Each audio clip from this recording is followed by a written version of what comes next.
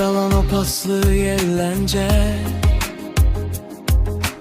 uşaq sesimi gizlədir indi. Bənövşə qoxulu yaz səhərləri sən gedəndə mənə qış gətirdi. Köhnə mağazanın qapısı bağlı,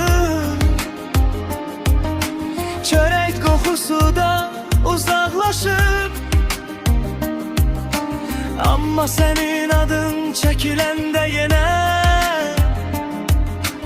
qəlbim bir anlığa işıqlaşıb.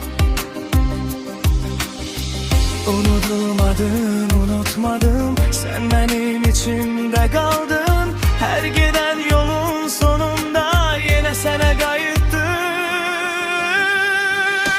Köhnə şəhərim, mən səni çağırıram. Köhnə şəhərim, adını oxuyuram.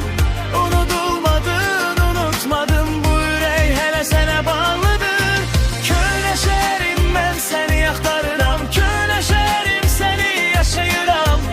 Unudulmadın, unutmadım, xatirələrdə hələ sağsan sən. Bir gün qayıtsam sənin sahillərinə, öz kölgəmi də tanıyar daşlarım.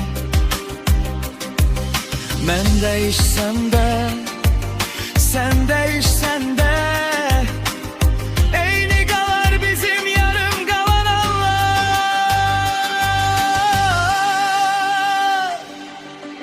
Köhnə şəhərim, mən səni çağırıram.